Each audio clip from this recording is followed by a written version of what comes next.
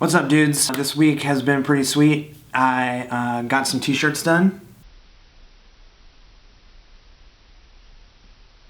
and had some fun live streams and did some simple routines. But this update video is going to be a little weird because this is not my couch. This couch belongs to... What up? Andy Schrock.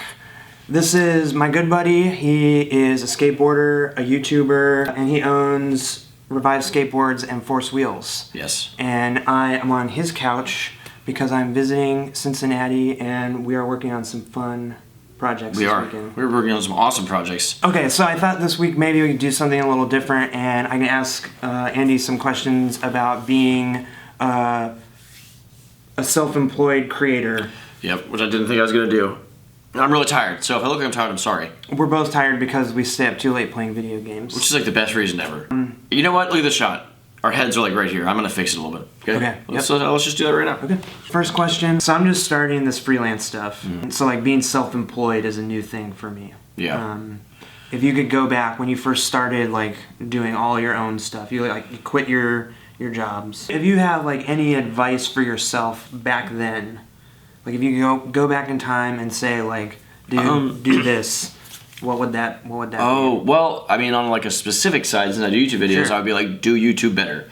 I was like, do daily videos, think about what's going to get more hits, what's going to entertain people more, like that type of stuff. I used to think that YouTube videos were just purely like if you have entertaining content, it'll be good for you. But there's actually very specific details to YouTube videos that help that. I mean, content is the most important thing. And of course, I don't put out a video that I don't feel good about. But there's ways that you can take it better. Like, like for instance, people pay attention. If people want longer videos, you got to give them longer videos. Even if you don't think that's what people would want, like if they say they want it, try it out. Yeah.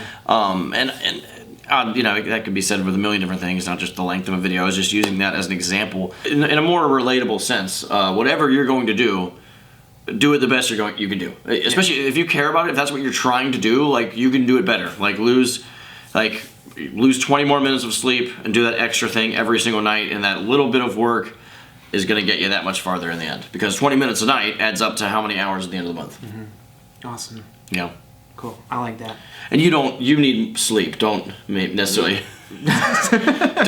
take that advice, but in general, whatever the moral of the story is, whatever you're gonna do, as best as you can. Do the best you can do. So awesome. Cool. Brian Ames, I quit so I can do YouTube better. Sorry.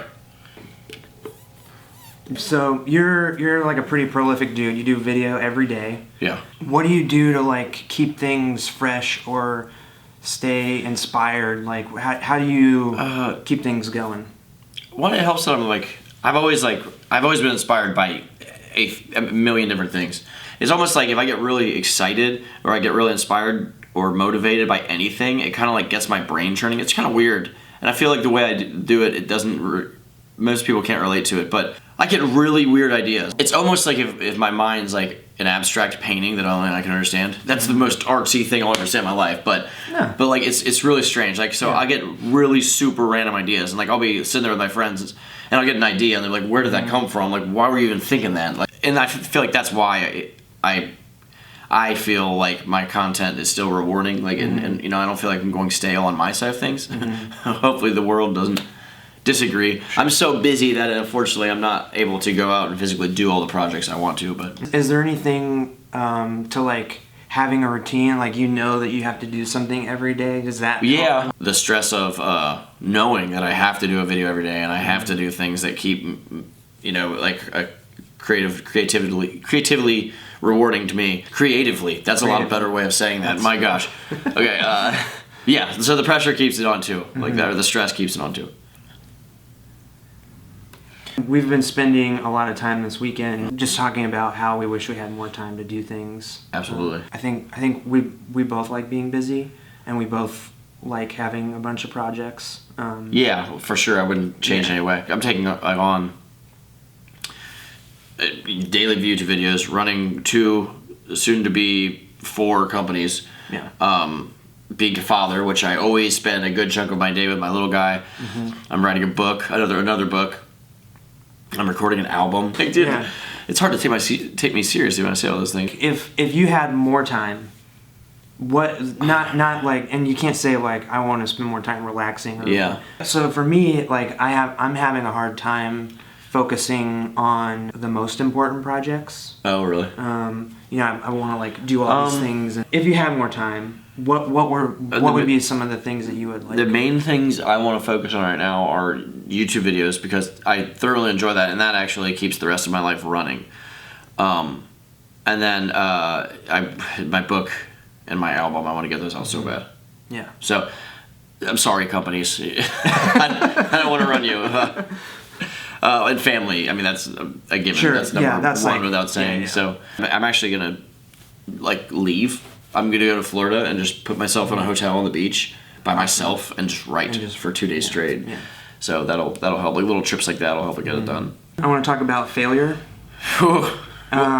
So this week I failed to do all of my writing, but that's okay because I'm here, and it's okay to fail here. It's okay. Talk about like maybe a failure you had early on that you learned from, just in terms of I'm talking like creatively here, or like I can go really early. Okay. Yeah. I'm gonna go crazy early. When I was like 4, I drew 2 people on the wall of my room, and like in my head I was like, I just drew 2 people. It was the first time I ever drew humans, and I was so proud of myself. But the failure part is that I went to get my mom thinking she was going to be proud of me, and she wasn't at all. That's the first thing that I thought about. But let's professional wise, I'm basically right now with my life I'm doing exactly what I was doing in high school. So in high school I made videos. We put them on DVD and VHS early on. And we sold skateboards. We actually, like, from the sales of our videos, we bought a bunch of skateboards and was selling them. And I think about the Harry Potter saying, it's like, what are you good at, Harry? And I'm good at flying a broomstick, and that's what he does to beat the dragon. So I always think about that moment. I'm like, I just went back, or resorted to being an idiot on a skateboard to kind of create what I've created. But I grabbed all the guys together, like, when everyone graduated high school. It was like at the last moments of high school days. And I said, we should do this. We should have a skate company. We can do it. Like, we're the guys for the job, Yeah, Like, we were good at skateboarding at the time, like, better street-wise than we are now. We were on top. We were 18, We were on top of our game. Yeah. And I said, we do it. Let's do it. What it takes. Let's sell skateboards for a living. Mm-hmm. And no one went with me. Nobody believed that it could be possible. And even one of the guys like actively spoke out against it. So at that moment, I was just like, beaten, kicked to the curb, and then I went on different ventures in my life. But I didn't listen to them, and I, eventually returned. So don't give up. If you have unsupportive friends, tell them to fly off. Yeah. Yeah. You Awesome. can still be their friend though. I mean, don't ditch your friends. Yeah. Lightning round. Favorite robot? C-3PO. Data. Oh. Data. Really? Yeah, Data. Okay. Don't look at the question. I'm looking at the LCD screen. Do you have any phobias? What, phobia? Yeah. It's not that phobiific.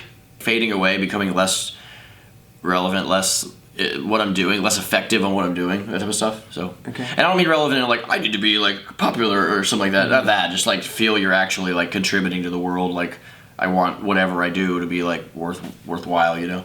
Well, Does that sound not egotistical? No, like, I mean that's a legitimate. Okay, good. Yeah. I was thinking like spiders or something. That's what yeah. Sorry. Got all serious. But that's good though. It's a lightning round, dude. Stuff comes out. Favorite cartoon? Calvin Hobbes. If you could live anywhere, where would you live? Cincinnati.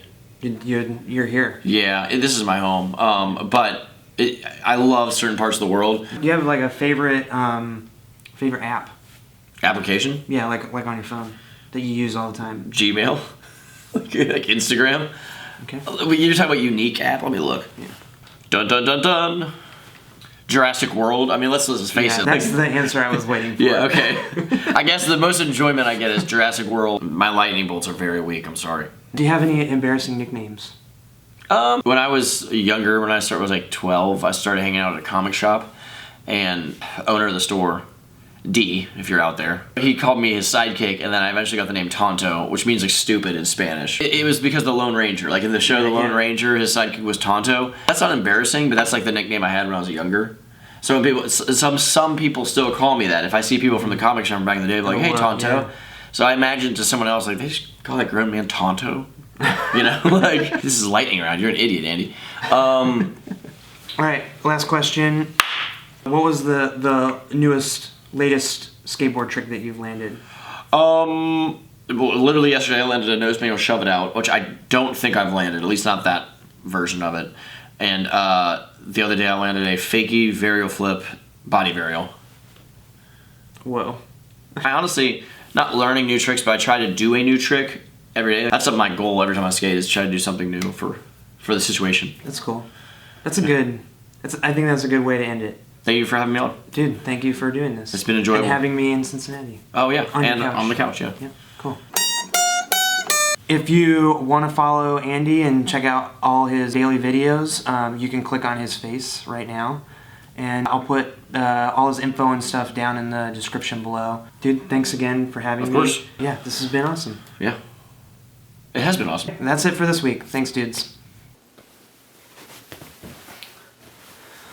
Okay, I just made it back to Minneapolis, and man, I had such a good time in Cincinnati.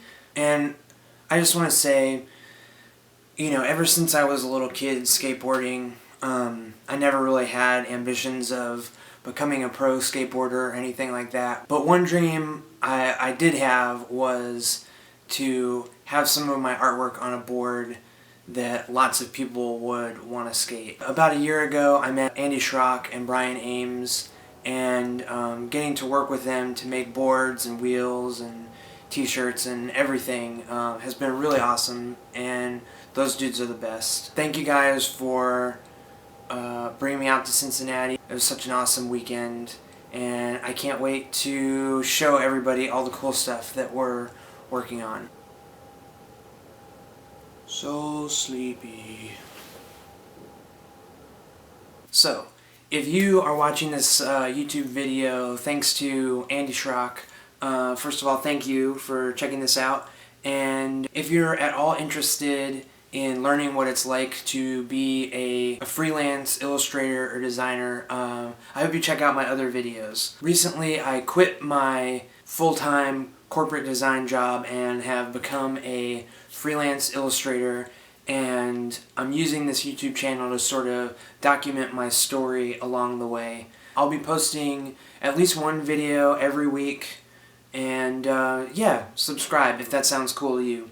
Thanks again to Andy and Brian, you dudes are the best, and I think that's it for this week.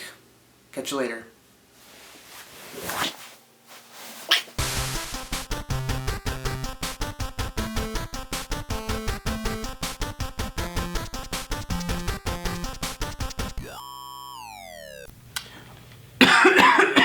We got it. We nailed that, yeah.